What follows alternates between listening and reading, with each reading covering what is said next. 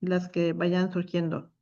Bueno, la insuficiencia renal crónica también es conocida como una enfermedad o una afección en la que los riñones pierden gradualmente su capacidad para filtrar la sangre y eliminar desechos y exceso de líquido del cuerpo. Esta condición puede progresar lentamente y puede no causar síntomas en las primeras etapas. Ujú. Sin embargo, la enfermedad renal crónica en el adulto lo vamos a definir como la presencia de una alteración, ya sea estructural, o sea, en la forma del riñón, como vemos aquí, o funcional renal, que persiste por más de 3 meses, con o sin deterioro de la función renal y con un filtrado glomerular menor a 60 mililitros por minuto, sin otros signos de enfermedad renal, ¿no? Entonces aquí vamos viendo que pues comienza a disminuir el filtrado glomerular, empieza a haber daño estructural o funcional. Si vemos aquí, este es un riñón normal y aquí ya vemos que hay alteraciones en la pérdida de la relación córtico-medular del riñón, empieza a haber proteinuria y otros síntomas que vamos a ver más adelante. ¿Por qué quisimos tocar el tema? Pues como les comenté, eh, porque en la mayor parte de las orientaciones médicas me está sorprendiendo que la mayor parte de los pacientes diabéticos, entre otras causas, porque la falla renal tiene muchas causas, pues está teniendo un incremento importante, sobre todo en edades jóvenes, a partir de los 30, de los 28 años, y antes no veíamos eso. Entonces, el Día Mundial de Riñón se celebra el 12 de marzo. Cada año se suman 40.000 nuevos casos de insuficiencia renal en el país y se considera que para el año 2026, más o menos, esta era la cifra que pusimos la vez pasada, pero se piensa que existirán alrededor de 212.000 pacientes diagnosticados con esta patología. Y se estima que un 40% de los casos se dan en personas con diabetes, como les comentaba, y el 25% en personas con hipertensión. ¿Cómo funcionan los riñones? Bueno, desde la arteria va a fluir sangre al riñón, que es el primer paso, y pasa a través de millones de pequeños filtros llamados glomérulos. Aquí los vamos a ver. El glomérulo puede diferenciar aquello que usted necesita de lo que no necesitamos, o sea, nos van a filtrar las toxinas y el exceso de agua de nuestra sangre formando lo que conocemos como orina. Y unos tubos llamados uréteres llevan la orina hacia la vejiga que es eliminada a través, por supuesto, de la micción, ¿no? Y la sangre limpia y filtrada es retornada por la vena hacia el sistema circulatorio. Cada 30 minutos los riñones filtran toda la sangre, pues, del cuerpo, ¿no? Entonces, ¿qué causas vamos a tener? Pues la principal que hemos estado observando, como les comenté, pues es la diabetes, ¿no? Una diabetes mal controlada es una de las complicaciones propias de la diabetes. La hipertensión arterial, las enfermedades de los riñones, enfermedades inmunes, infecciones renales frecuentes, medicamentos, tanto factores genéticos como la edad, como lo vamos a ver a continuación.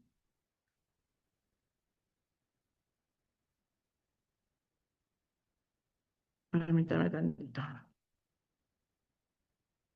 Dentro de las causas principales, pues sabemos que es una diabetes mal controlada. Esto les he comentado a los pacientes que siempre tienen que tener pues un referente de cuánto deben de tener de glucosa para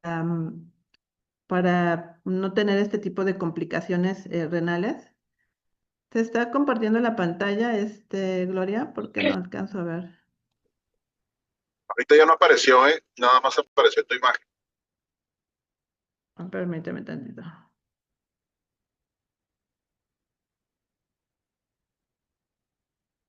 ¿Ahora sí? Se está cargando, parece que sí. Ahí está ya. Listo.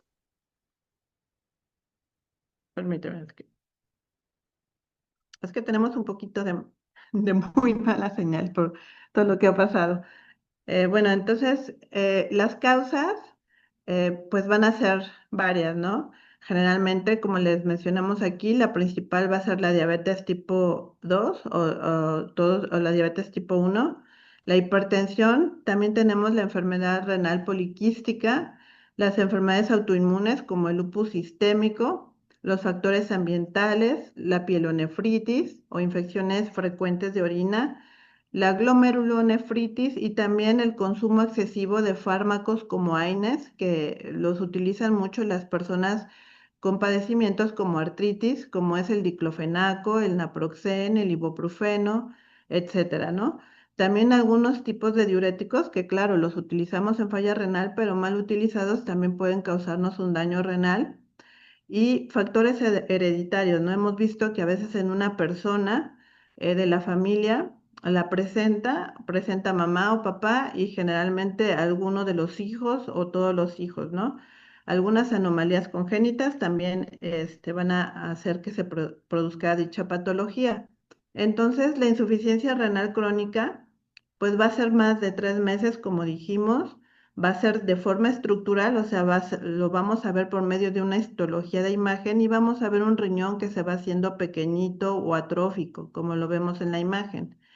Y funcional, vamos a ver las categorías más adelante para que ustedes interpreten, porque también me ha tocado que van al médico y pues no les explica en qué consiste su enfermedad y muchas de las veces no preguntamos, ¿no?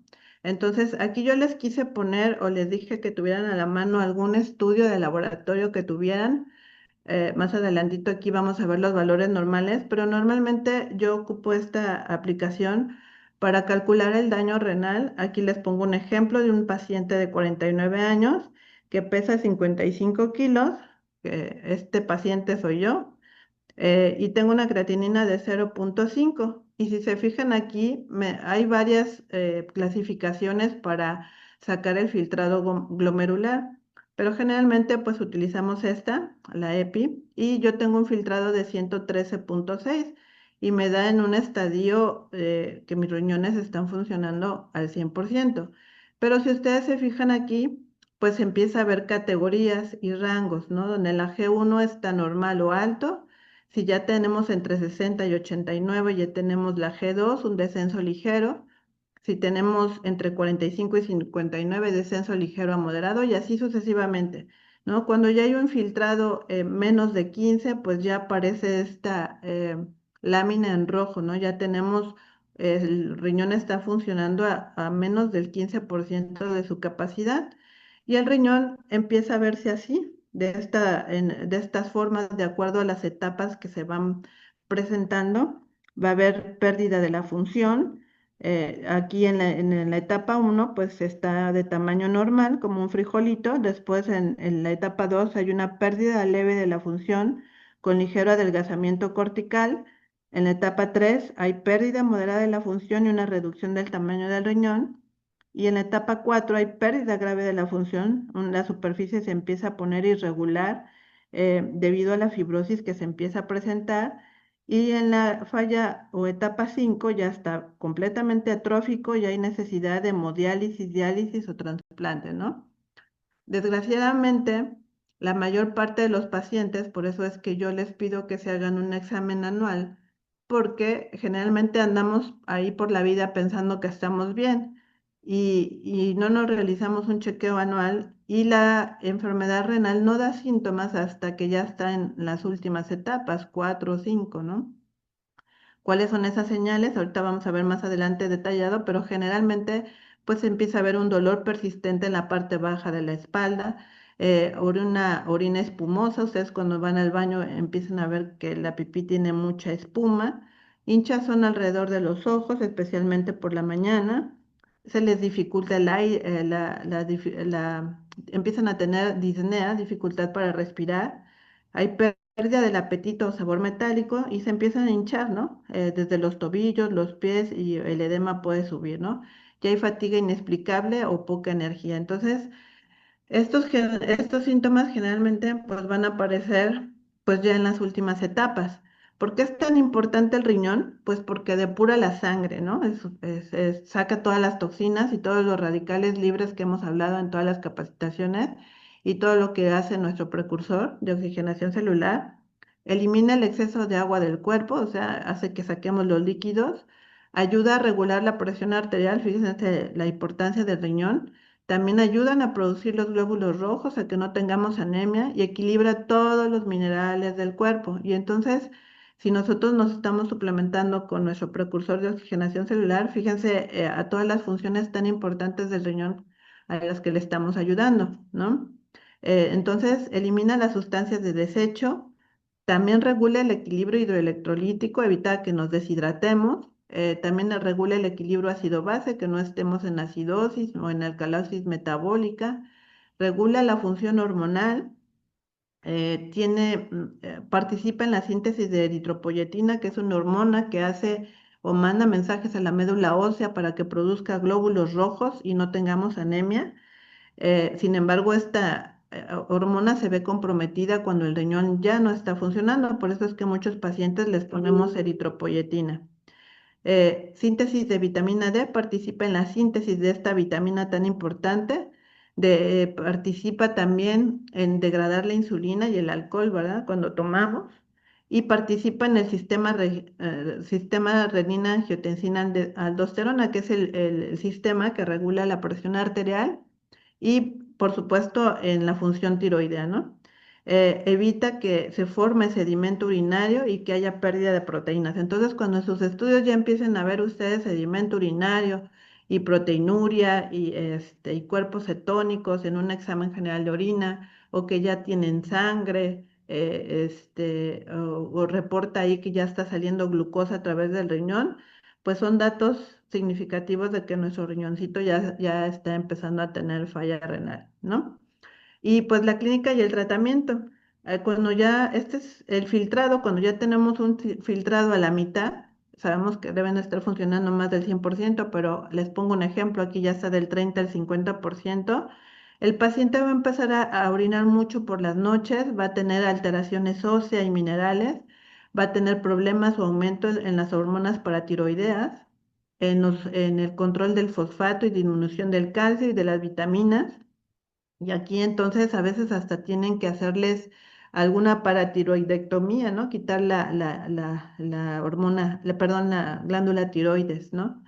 Empiezan a tener, cuando tienen menor filtrado, una anemia normocítica normocrómica, empiezan a hacer acidosis metabólica, aquí se complica más la situación y aquí ya estos datos de uremia, cuando tenemos un filtrado menor de 10, 14 o menor de 10 o de 15, ya empieza a haber alteraciones hidroelectrolíticas y aquí sí ya viene el problema, porque todos estos síntomas que les voy a decir aquí adelante, pues ya van a necesitar, probablemente son los indicativos de que probablemente ya requiramos algún trasplante, alguna diálisis o alguna hemodiálisis. Entonces, ¿qué empieza a pasar? La uremia no es más que el acúmulo de las sustancias tóxicas que nuestro riñón debe sacar, pero como ya está atrófico, ya está debilitado, ya está dañado el tejido renal, la urea y la creatinina son los radicales libres, para que así me entiendan ustedes, que se van a empezar a acumular y van a empezar a circular en toda su sangre. Y a nivel digestivo, ¿qué van a tener? Principalmente un aliento cetósico o un aliento que huele mal, van a empezar a tener el sabor metálico de los alimentos. Los pacientes tienen muchas náuseas, no quieren comer, empiezan a tener anorexia. Muchos de ellos ya comienzan a vomitar hasta el agua. Le damos 30 mililitros de agua y esos 30 mililitros de agua son los que van a sacar. Como empieza a haber un acúmulo de sustancias químicas muy tóxicas y corrosivas, vamos a empezar a tener sangrados digestivos, vamos a empezar a tener gastritis, porque toda esa corrosión de toxinas van a empezar a inflamar la mucosa del estómago y va a desencadenar todos estos síntomas digestivos que les acabo de mencionar. Dentro de los síntomas neurológicos, pues aquí ya esto nos indican aún más que el paciente, son muchos factores que tenemos que tomar en cuenta para saber si un paciente es candidato a diálisis o no. A veces, aunque traigan una creatinina, lo normal es que no pase de 1,2. Ahorita vamos a ver los valores normales, pero hay pacientes que traen creatininas de 9, de 8, de 11 y andan asintomáticos, o sea, no traen ningún síntoma. Pero cuando ya hay que dializar, cuando ya tenemos síntomas como los que les acabo de mencionar, pero algunos de los más graves son estos, pueden empezar a tener convulsiones, pueden empezar a tener confusión, delirios, pueden empezar a tener un cerebro que ya no, pues ya no responde a ningún estímulo, dolores insoportables como neuropatías que no ceden a la administración de ni analgésicos ni de ningún tipo, ni opiáceos, y una fatiga pues exacerbada, no solamente quieren estar durmiendo en cama, ¿no? En la piel, pues empieza a acumular esta toxina también, la urea y creatinina, y los pacientes, pongan atención cuando tengan un paciente en casa, pues empiezan a cambiar de coloración. Uno, porque empiezan a bajar los glóbulos rojos, se ponen anémicos, pero también empiezan a tener una coloración cetrina, como terrosa, como si tuvieran tierra, o grisácea, o verdosa, todas esas coloraciones pueden tornar. ¿Por qué empiezan a tener mucha comezón? Porque empiezan a tener una piel seca, eso se llama cerosis, ¿no? Y por la acumulación de urea y creatinina, estos pacientes empiezan a tener una comezón excesiva. Pueden tener esta escarcha urémica que al sudar, pues se forma como si tuvieran pues hielo, ¿no? Pero esto ya es un síntoma indicativo de que la uremia está en niveles sumamente elevados. Puede haber trastornos nutricionales, el paciente puede empezar a desgastarse mucho, pero también hay pacientes obesos, ¿no? Con obesidad mórbida, pero empiezan a tener la mayor parte pérdida muscular por la pérdida de proteínas, y las heridas pues empiezan a tener mucha dificultad para cicatrizar. En lo que cuenta en los síntomas inmunológicos, pues empiezan a tener una inmunodeficiencia muy marcada, ¿no? Y casi todo, por eso estos pacientes les decimos que siempre deben de vacunarse contra influenza, contra tétanos, contra neumococo, porque estos pacientes son altamente susceptibles a recibir todas este tipo de infecciones, ¿no? Hay una inflamación crónica sistémica y entonces empiezan a tener muy bajas defensas, se empiezan a enfermar de todo. Pero lo más grave y lo que también nos pone en decidir si ya la requieren o no una diálisis, una hemodiálisis o un trasplante, es porque empiezan a tener cifras tensionales sumamente altas, pueden empezar a tener hipertrofia del ventrículo izquierdo, insuficiencia cardíaca congestiva que nos puede llevar a que tengamos también otra complicación que se llama edema agudo pulmonar, y pues el paciente no va a poder respirar. Esa es indicación de una urgencia, ¿no? De ya dializar o hemodializar al paciente. Y las válvulas se empiezan a calcificar grandemente y entonces se empiezan a ver problemas cardiovasculares muy severos, empiezan a tener infartos, anginas, infartos cerebrales, infartos isquémicos, de todo tipo, ¿no? Arritmias, o pueden tener eventos vasculares o cardiovasculares severos, ¿no? Que pueden llevar a la muerte. Hematológicos, como les comentaba, pues van a empezar a tener anemia de tipo normocítica, normocrómica, porque la hormona que produce el riñón, que es la eritropoyetina, eh, pues ya no se está produciendo porque ya hay daño renal. Entonces, cuando los niveles de oxígeno bajan, el cuerpo libera esta eritropoyetina para compensar. Sí, aquí hay otro punto muy importante por el cual debemos utilizar nuestro precursor. Si la producción natural es insuficiente, se usa una versión sintética que utilizamos, que es la eritropoyetina alfa o beta, que es la que les aplicamos a los pacientes para tratar de compensar esta falta de eritropoyetina que produce normalmente los riñones, ¿no? Y se les inyecta en forma subcutánea. Pero ¿qué otra alteración podemos encontrar a nivel que nos va a producir cambios muy importantes? Pues es que empieza a haber alteraciones en el metabolismo del calcio. Empieza a haber incremento del fosfato, incremento del calcio, o digo, baja del calcio, hiperfosfatemia, hiperfosfaturia, va a haber disminución de la vitamina D, puede aumentar la insulina o disminuir la hormona del crecimiento. Este es un dato muy importante que también me han consultado, me dicen, no, doctora, pues ya, ya tengo 90 de glucosa, ya mi médico me quitó la insulina, pero no es que se esté curando de la diabetes, ¿sí? Es que ya tiene falla renal y como ya el riñón ya no puede sacar los medicamentos y la insulina es un medicamento, ya la insulina, les pongo un ejemplo, si era una insulina que les ponía el doctor prolongada, que es la glargina, pues esa circula 24 horas, pero como ya su riñón ya no la puede sacar, por eso los nefrólogos a veces le dicen póngasela cada tercer día, porque dura más tiempo circulando. No es que se hayan curado de la diabetes, sino que pues ya la insulina dura más tiempo circulando y pues la glucosa se mantiene más baja, pero no está mejorando. Aquí les quise poner algunos resultados para que ustedes, si tienen en casa algún estudio médico, lo puedan comparar. Normalmente la glucosa sérica en una persona diabética para que no nos desarrolle la falla renal debe de estar abajo de 130. Aquí pues este paciente se pasó, ¿verdad? Debe de tener una glucosa entre 70 y 100, ¿verdad? Para estar normal. eh, Porque también las hipoglucemias matan, no debemos tener valores bajos porque mata más rápido tener una glucosa excesivamente baja que una de 300 o 400, ¿no? Entonces las hipoglucemias son severas y pueden matar.